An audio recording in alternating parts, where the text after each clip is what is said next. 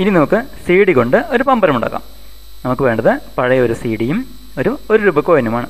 പമ്പരത്തിൽ ഒട്ടിക്കാൻ വേണമെങ്കിൽ ഒരു കളർ ഡിസ്കും. ആദ്യം നമ്മൾ കോയിൻ എടുത്തിട്ട് നന്നായിട്ട് ചൂടാക്കുന്നു. അതിനുശേഷം നമ്മൾ അത് സി ഡിയുടെ നടുവിൽ ഇങ്ങനെ ഇറക്കി വയ്ക്കുന്നു. പകുതി ദൂരം ഇറക്കി വയ്ക്കുന്നു. ഉടൻ തന്നെ നമ്മൾ കുറച്ച് പച്ചവെള്ളം ഒഴിക്കുന്നു. എന്നിട്ട് തണുപ്പിക്കുന്നു.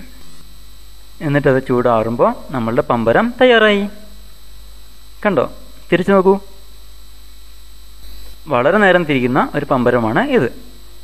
ഇതിൻ്റെ സെൻറ്റർ ഓഫ് ഗ്രാവിറ്റി താഴെയാണ്. മാത്രമല്ല മൊമെൻ്റ് ഓഫ് ഇനർഷ്യയും കൂടുതലാണ്.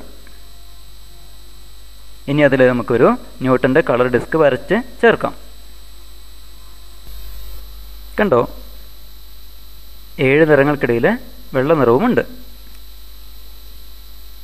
ഇനി അത് തിരിക്കുമ്പോൾ നമുക്ക് കളർ ഡിസ്ക് വെളുപ്പ് നിറമാവുന്നത് കാണാം. ഒരുപാട് നേരം തിരിയുന്ന ഒരു പമ്പരമാണ് ഇത്.